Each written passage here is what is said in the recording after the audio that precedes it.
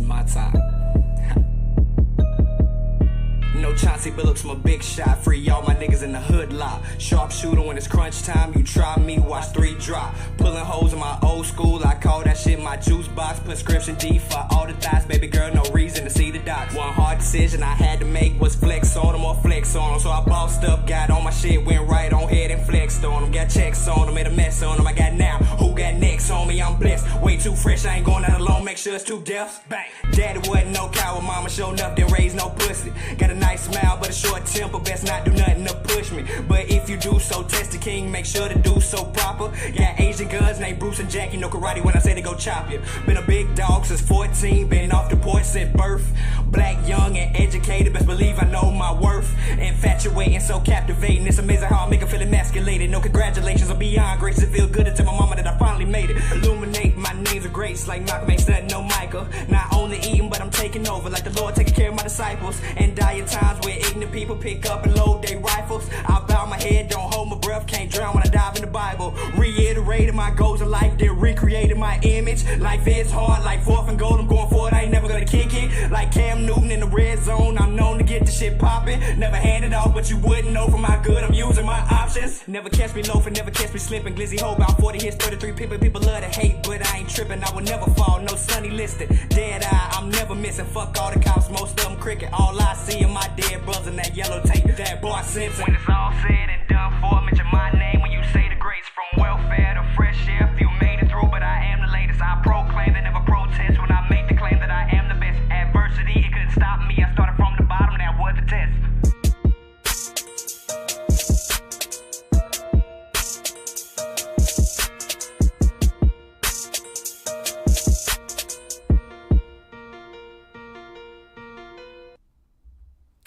Welcome to The Way I See It with Jamario Rashad. This is a Carolina Panthers and Charlotte Hornet fan channel. If you are just now tuning into the stream, please go ahead and leave a like and make sure you subscribe to the channel, as I am on my road to 1K trying to get this channel monetized. Now, I am here to discuss this game that I just watched between the Charlotte Hornets and the Detroit Pistons. Now, first off, I am going to say I was a delusional fan as usual. I saw the momentum shift in the 4th quarter. I saw Terry Rozier's heroics, and I delusionally, stupidly thought that we may be able to actually pull this game out, but we are the Charlotte Hornets, and unfortunately, that is not a very Charlotte Hornets thing of us to do.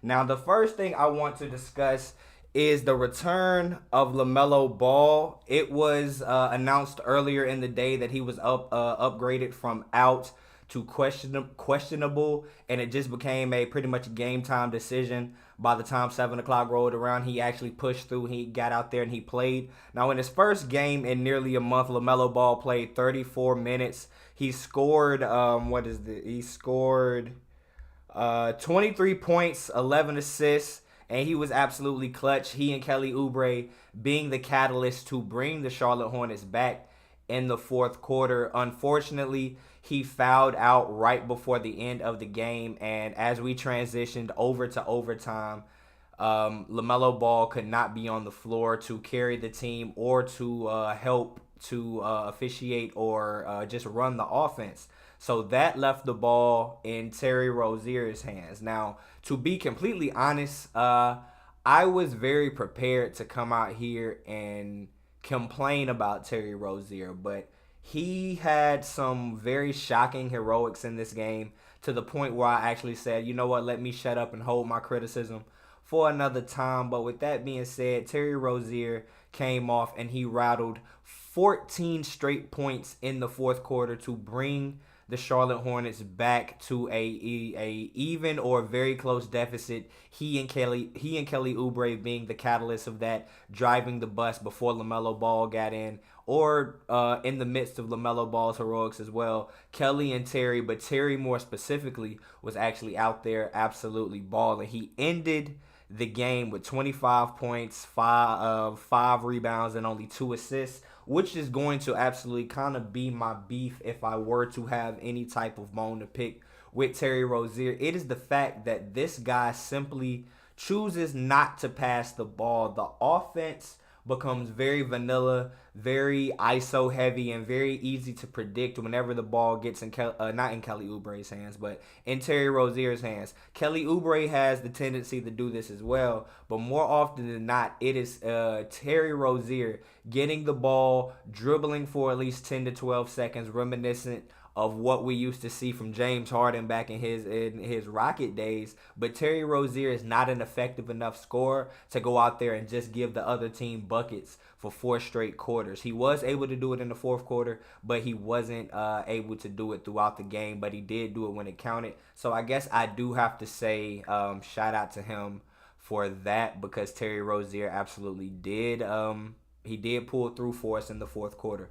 Now, the storyline that is going to be the most prominent amongst the actual fans in Charlotte Nation are the ones that know that Jalen Duren, the youngest player in the NBA, the guy that went out there and had 19 rebounds against us today, was originally drafted by us here in Charlotte, and less than 10 minutes later was traded away to the Detroit Pistons for us to then select Mark Williams a few picks later, and for him to almost log absolutely no minutes whatsoever this entire year. So with that being said, that just leads one to question, what the hell are we doing here, guys? Like, it was thought of that there was no situation that Duren would have lasted until we made our first selection, but then he did. And then we said, okay, we can have him as well as Mark Williams, or we could have had AJ Griffin.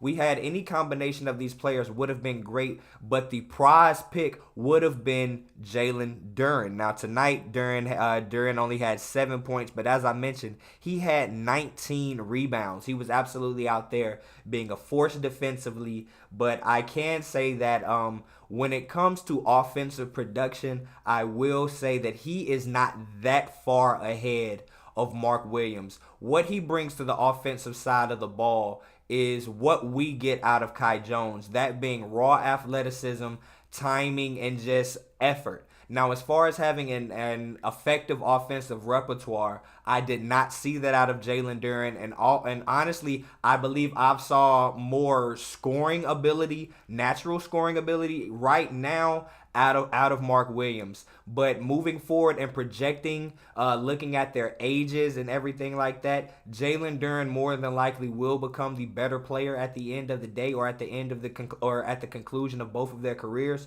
But who am I to say that Mark Williams can't be something? But this game did show me that we have no reason for Mark Williams not to be out there on the floor. Being that, like I said, he started less than 5 games in his entire career. He's starting because of the influx of injuries, Cade Cunningham being out, and there just being a shift in their rotation. So he hasn't even started very many games. And for him to go out there and just be this dominant in the paint against all of our bigs just shows that everybody that we're putting out there on the floor pretty much just sucks. Mason Plumlee has played the best. As much as I hate and as much as I talk shit about Mason Plumlee, he has shown to be the most solid as of late, which means to me that throughout the duration of this year, he will be the most consistent. I and many people have sung the praises of Nick Richards, saying that he should actually be out there after getting more minutes than Mason Plumlee. But when I see Jalen Duren getting 19 rebounds and the combination of Nick Richards and Kai Jones only going out there and grabbing 3, man, that's honestly unacceptable, and it brings into question just how desperate are we as a fan base, where we're calling for a guy who on any other NBA team maybe wouldn't crack the rotation whatsoever, and we're calling for this guy to be our starter.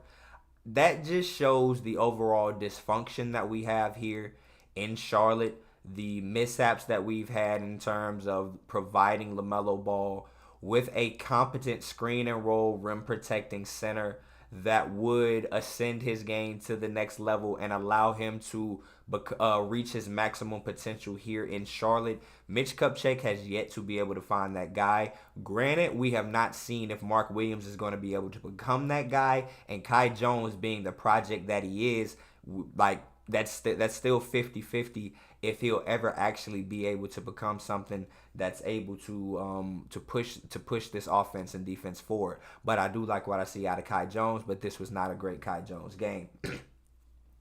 Another point that I want to bring up is this team definitely will be better when Dennis Smith Jr. is healthy and can become a more prominent part of the secondary rotation. And I mean that in terms of taking a bit of the offensive burden away from Terry Rozier and having the ability to put a point guard out there beside LaMelo Ball that can actually play defense on the other team's scoring guard and or playmaker. As Cody Martin continues to rehab with his leg injury from earlier this season, a lot of people feel like Cody Martin is this big time defender. Like he is like he would have a clamps if he was on 2K, and that's just not the case. It's more so of the fact that on a terrible defensive team like the Charlotte Hornets have been over the last few years, he's just simply been the best. He by no means is terrible, but similar to how his twin brother got a role down in Miami, that isn't for what they bring offensively or what they can provide in terms of playmaking.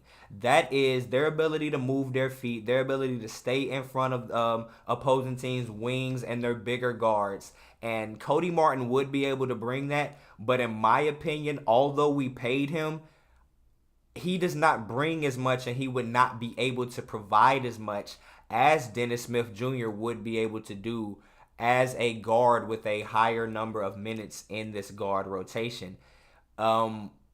He may have the edge on consistent three-point shooting, but Dennis Smith Jr. has been better this year. So when either of those two guys come back, I do believe that the defense will improve mightily, but that is in terms of up front, like in terms of guarding the guards and the wings. We still have no ability to get defensive rebounds when it counts, which bit us in the ass tonight.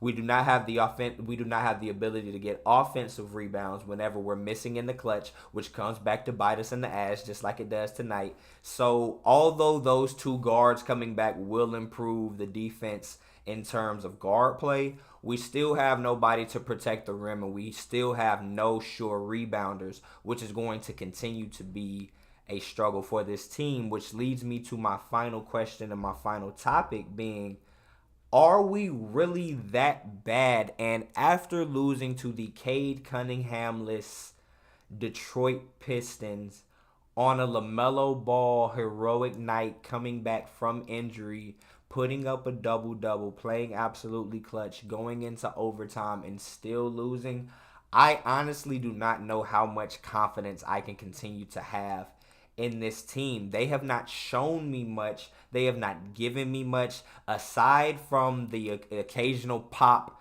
or the occasional exciting quarter here or there from Kelly Oubre or Terry Rozier. This team consistently struggles to get to 100 points. They can never hold the other team under 120 points. I know that is just the way of the NBA nowadays, but sometimes you have to be able to doggone play defense. We're terrible at shooting three-pointers, so we cannot contend in terms of keeping up pace with most teams there. So what confidence should I have that whenever this team is healthy and put together, that we're going to be able to make any type of push? We're 7-21.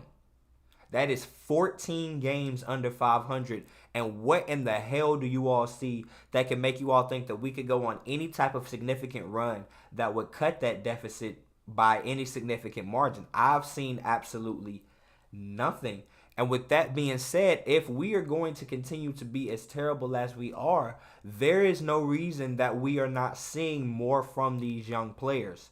Mitch Kupchak, when he traded away Jalen Duren on draft night. He got a crazy amount of second round picks. We have like multiple first and second round picks that are still on their rookie deals right now, currently on the team, who deserve to be out there getting minutes. I would like to see what Bryce McGowens can do.